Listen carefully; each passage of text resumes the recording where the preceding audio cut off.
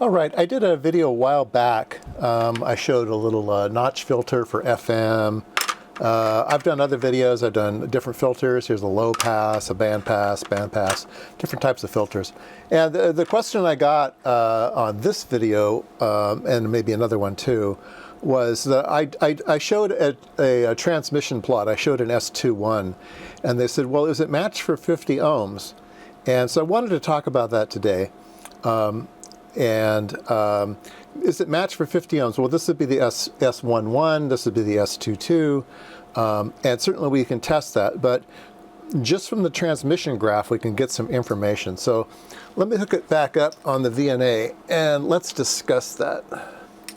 All right, let's see here, display, let's do a full display. There we go, measurement 1.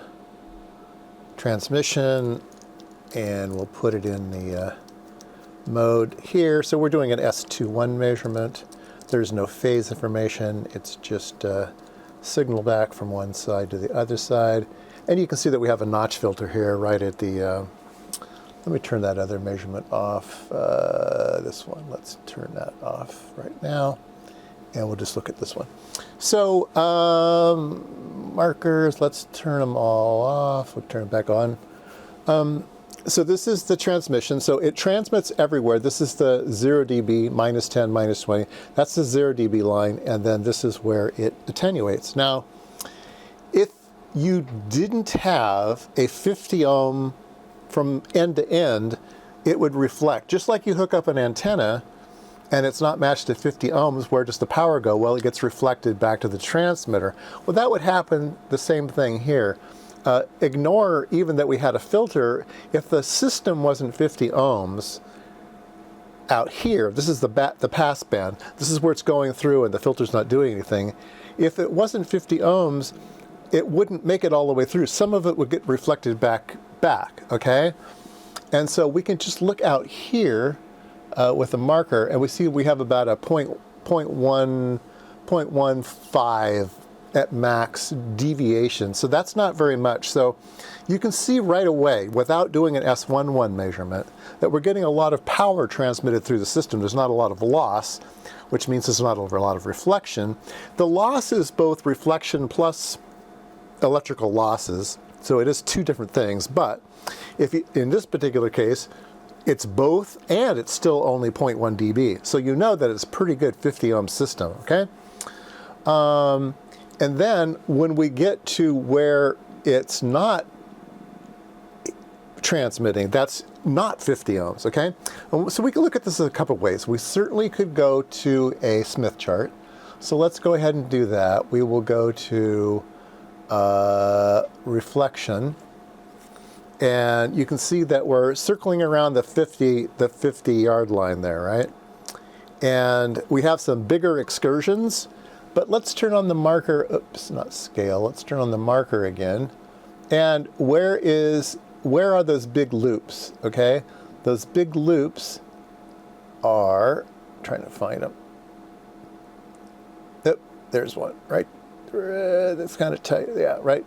Let's go try to find that biggest loop, right there, 115 megahertz.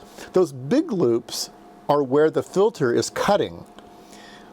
What does it mean to cut? Well, it's not absorbing that data. What it's doing is it's reflecting it back. So when the cut filter is in its area, it's not letting that data, the RF go through. It's reflecting it back, which means it's not 50 ohms. It's reflecting it back. In fact, it's like 27 ohms, right? And so from this, we can see that it is a 50 ohm system. You can do another thing on this machine. We can change the format. Let's see here. We can do impedance magnitude, and we can do scale. We can do reference level of 50 ohms. And we can do a scale per division of 10 ohms. So there we go. So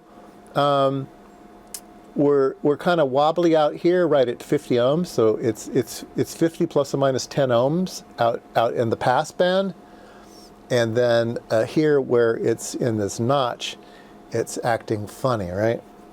So we could do that here as well. So is it matched to 50 ohms on the input? Yeah, it's right there. But for a particular frequency, we have a different tools to measure this at, right? Let's see, where are we doing here? So this waviness here, this plus or minus 10 ohms, is not a lot in RF. That's in SWR units. 50 over 60 is 5/6, right? Or 6 over 5. So 6 divided by 5 is 1.1 something, right? So an SWR of 1.1 is almost ideal, right? And that's what we're seeing here. That even though you think, oh, that's pretty big, let's go ahead and change the scale per division to say 20 ohms or even 50 ohms. It's still matched pretty well here, and then it does funny things where it's doing its filter thing. And let's see, we can go back. Well, we already saw that. So you can see that just by looking at the transmission data, you can also get an idea of whether you have a good match or not, all right? So let's do that for a couple filters. Let's go back and measure the transmission plot, and we will do that. And then we can actually use the marker here. Oops, marker. We can roll out here. We can actually measure the, well, not in this graph, not in this graph. All right. So we can see that, like I said, we're like 0.29 dB. All right, let's take a look at another one that's maybe a little bit easier to understand. So that is a notch filter. Let's put in a bandpass filter. I think this is a good one.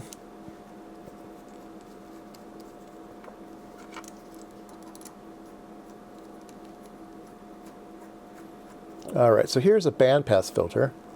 All right, and it's around 440 megahertz.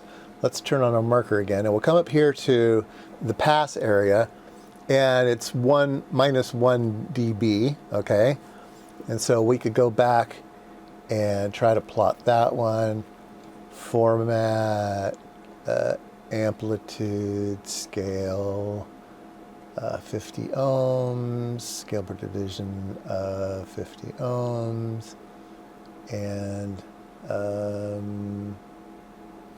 so in this particular one, it's going to have a terrible ohmage until you get right where it's bandpassy, okay, which was here, right, 450. So you can see that it's coming down to 50 ohms. Here's the 50 ohm marker, and then it's really high ohms everywhere else because this is a bandpass filter. All right, so it's maybe a little bit confusing, but let's do it with something that should be very, very straightforward. Probably should have started with this one first. We'll put in a 550 megahertz low pass, okay? So once again, we have good transmission out to a point, and then it falls off, right? And so again, we're going to be 50 ohms out here because that's where it's being good. We will look at the Smith chart, and we have lots of little circles right down there, and then these big loops. So let's look at a marker again, and we'll take it all the way down, okay? So at 100 megahertz, 200 megahertz, 300 megahertz, it's staying right down there. 400 megahertz, 500 megahertz, and then it starts to loop out. Right at 550 megahertz, it starts to loop out, and then it becomes very, very large impedance way out here, and then it just goes round and round and round and round. I'll show you that being not 50 ohms is lossy in transmission. That's what I'm going to try to prove, okay? So what I've done here is I've made a transmission line, okay? I've made a microstrip transmission line. Now it's pretty fat. It's about 200, about 5 millimeters wide, something like that.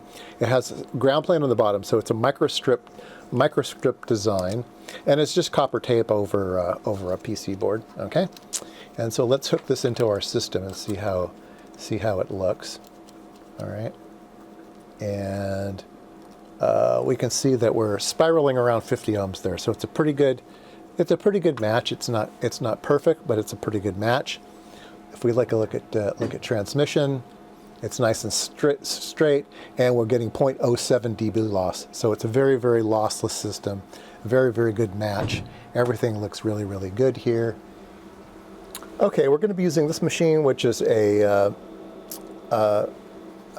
real fancy oscilloscope, but it's got a TDR plug-in. So just think of it as a TDR for now. It's just a TDR. And so what I've got in here is a little length of coax, and that little stripe there, so I don't know if you can see it on camera. This is 50 ohms, 55 ohms, 60 ohms, okay?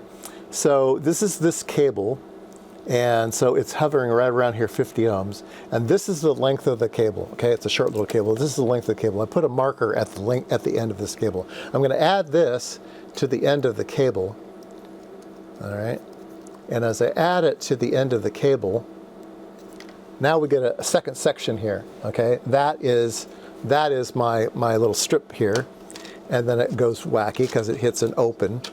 And I'm going to put a 50 ohm load at the end of the microstrip, and it comes right back down to 50 ohms again. So we start 50 ohms, that's the input cable. Then we have our device here, my strip line, and it goes up, you know, up to 65 ohms at worst, and then it goes back to 50 ohms. So this is kind of what this strip line is doing. And it depends on how I hold it and other things. It's going to be sensitive because it's kind of in the open. That's one of the problems with microstrip, is that it sends its RF energy all around it. So you sort of really want to shield it with some metal, which I don't have in front of me. But here's some metal. If you put metal on top of it, maybe it quiets down, or at least it changes. That's why people use strip line. Strip line is when you embed it inside of the PC board. You have a ground, and then the traces in the middle. That's strip line. This is microstrip. All right. So what we're going to do, all right, is I'm going to take an X-Acto knife and I'm going to shave this strip line, and I'm going to make it skinny, and that will increase its impedance. It will go from 50 ohms to 100 ohms. All right, I think you can see that.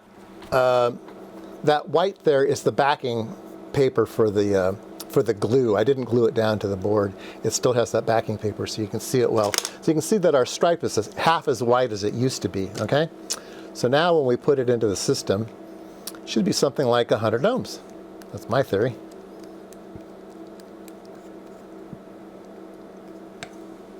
And whoop, it's way off the scale. So let's change our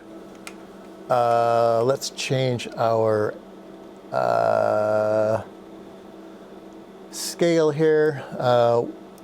I'm going to change the center point to 100 ohms, and that didn't work. It's off the scale, so we'll change it to, let's say, 70 ohms.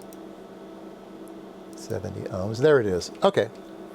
So it went from 50 ohms, which is at the bottom here. It went up to 75 ohms. So half of width goes to 75 ohms, not to 100 ohms, I guess. So it goes to 75 ohms, and then it goes back down to 50 ohms. All right. And so, so we know that we've created a 75 ohm. We've created a 75 ohm transmission line. Okay. So let's go back to the VNA, and let's measure the S21 of a 75 ohm transmission line. Now I claim it's not going to have good transmission because a lot of that power will get reflected back because it's no longer a 50 ohm system. And now we're getting about 6.6 dBs of loss. All right, let's see here, scale per division, we'll do 5. Let's see here, marker. So we're getting about, 0.8 dB of loss, right? So what is our SWR? Well, we went from a 50 ohm system to a 75 ohm system. So 75 divided by 50 is 1.5, right? Is my brain working? I'm thinking about other things right now. 75 divided by 50 is 1.5, yeah. Is 1.5. So an SWR of 1 to 1.5 is still not too bad, right? But we can see here now we're getting a 0.8 dB loss. And so again, you can look just at the transmission and look and say, oh, 0.8, that's a lot of loss. Maybe there's a mismatch somewhere. Or we can go back to the Smith chart, as like everybody likes. We'll go back to the reflection. We should get a pretty good, healthy reflection. Let's look at the Smith chart, and it should be up around, yeah, see 66 ohms. Let's turn on our marker here. 70 ohms. So our circle got much bigger, right? We started out at 50, but now we're up here around 75 ohms. Yeah, if you can see, let's see, let me zoom in. I can do that. Scale, scale. I can zoom in. Here we go. All right. Oops, too far. There we go. So here's the